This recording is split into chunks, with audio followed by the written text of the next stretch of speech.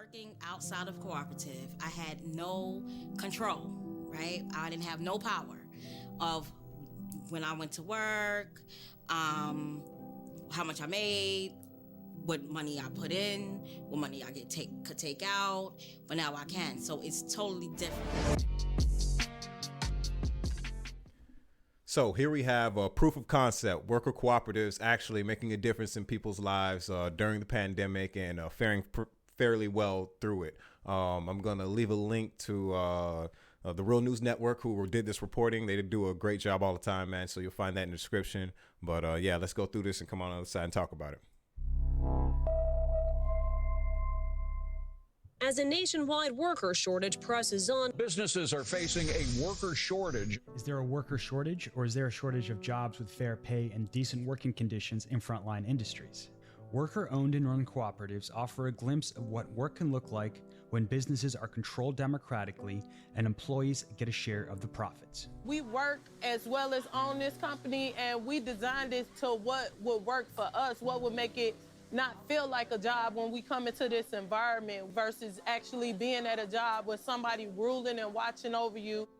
Those clamoring over the so-called worker shortage seemingly ignore that frontline workers risk their lives to provide essential services, often for low wages, while pandemic profiteers saw their wealth skyrocket.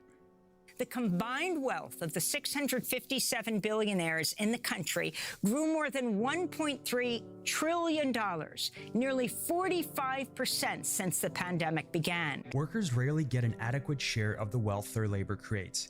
In 2020, the median salary at Amazon was under $30,000, while its founder, Jeff Bezos, made hundreds of times that, over $13 million every hour. Under the radar, the small but growing sector of worker-run co-ops, part of the larger cooperative ecosystem, is demonstrating that you don't need bosses. Workers can be successful if granted the necessary power and resources. The vast majority of rich corporations and CEOs built their fortunes on inherited wealth and privilege, but co-ops have limited access to capital.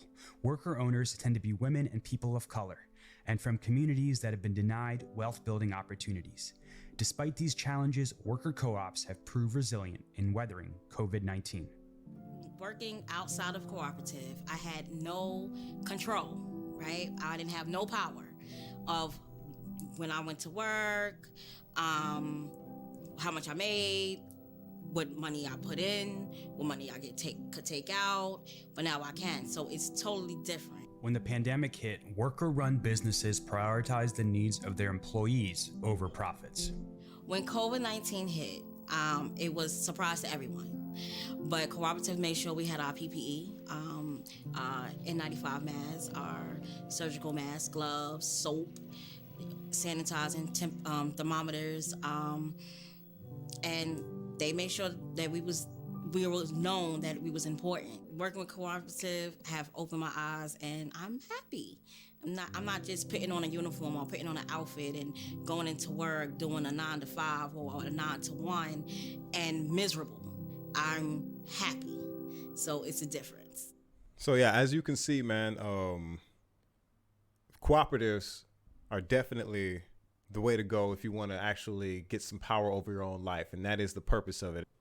I'll tell you, I got a story for y'all that that illustrates, you know, the how power gives you a seat at the table, right? And this is a real world example, right? So I was managing a restaurant on 6th Street, and the owner one day, I was talking to the owner of this restaurant about the homeless situation in Austin, because, you know, if you know me, you know I'm talking about something like that, you know, and he had mentioned to me in passing that he was like, "Oh yeah, man, it's funny you said that. Like last week, me and a bunch of the other owners on 6th Street, we all had a meeting with the mayor of Austin not too long ago, right? This is a couple years ago this happened, right? And if you think about the implications of what he said, right, you know what I'm saying, like literally because they are owners of the business, right, you know what I'm saying, their equity gave them a literal seat at the table. This is a real world, this actually happened, right, you know what I'm saying? Now imagine, yeah, and this is real world stuff, right? And I'm probably the only person that worked in this business establishment other than maybe the GM. Maybe they had to talk about it in passing, but I'm guarantee you he didn't tell any of the other employees. Nobody else knew, and nobody else's opinion mattered, right? You know what I'm saying? The mayor didn't come to the you know, saying the people and was like, hey, what do y'all think we should do about the homeless issue? You want, you know, saying like, and if you think about it, it's almost like the owners have two voices, right? You know, saying they have, because everybody has, you know, voice one, you know, you have a Democratic, you have your voice, right? But also the mayor, you know, requests like, you know, what do you think we should do about this, Mr., you know, business owner? That's because his voice represents your voice, right? You know what I'm saying? Because you work for him, what he wants automatically means what you want is automatically what he wants, right? You know what I'm saying? And that's the problem with, you know what I'm saying, that top-down system, right? You know what I'm saying? That's literally there's power in his equity, you know what I'm saying? And if all those businesses, if all these restaurants or bars on 6th Street were worker cooperatives, then he would have to go there and as a liaison for you for real. Like, you know what I'm saying, there would have to be a democratic, you know, conversation about, like, he'd have to let you know, hey man, the mayor, you know what I'm saying, wants to have a conversation with us, you know, about the homeless issue. What do you know, let's get everybody's opinion. Let's, you know, get a good consensus of what we need to talk about and then bring this to him.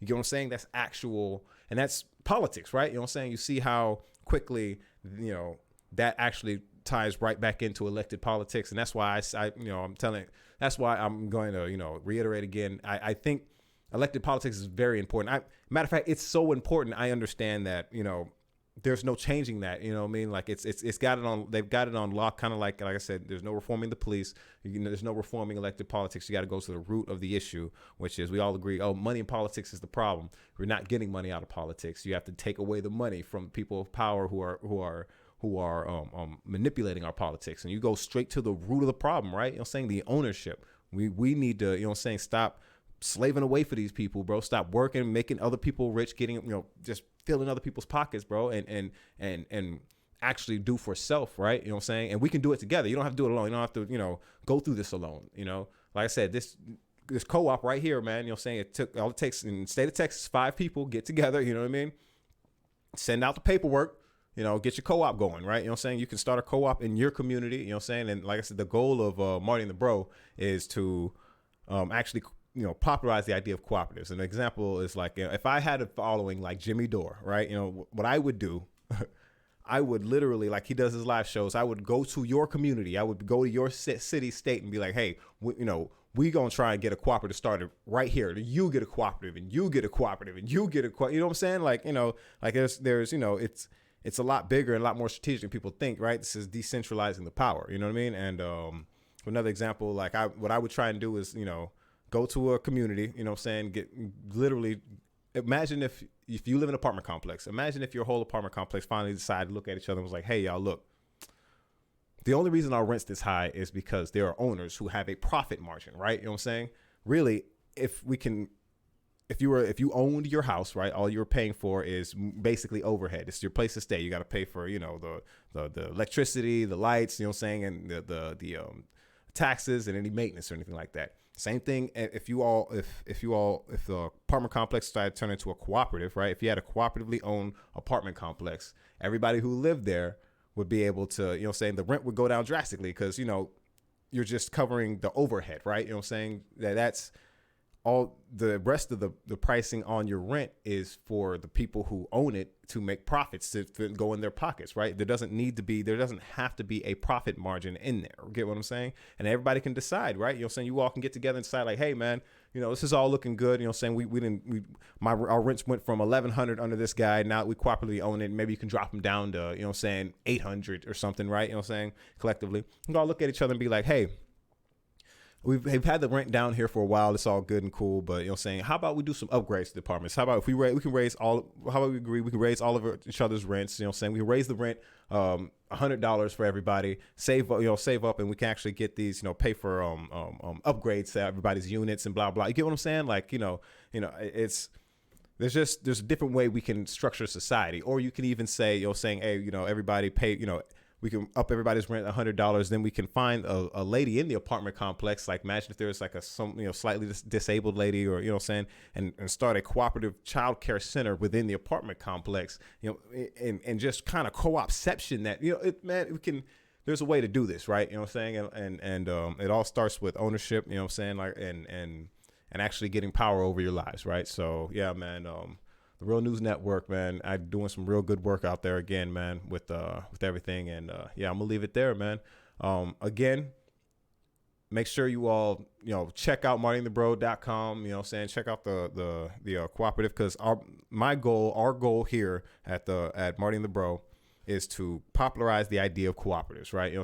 And that way, if we had donations, like if we had people donating to us where we can, what the goal is to build a separate coffer and actually, kind of within the cooperative members actually have like a Kickstarter style system for just the co-op members to decide, like, hey, submit your cooperative ideas here, and you all decide, the literally the consumer members of the cooperative decide where you would want to, start building cooperatives and what community, what needs it more, and this, that, and the other, and actually, be able to democratically decide between yourselves, like without, input from the worker owner side of the cooperative, what to do with that, right? And yeah, man, we have some real big ideas on how to actually, give back to the community for real, and not just because, like, another problem with, media in general, the left media specifically, I've noticed is, like, to me, it's kind of like,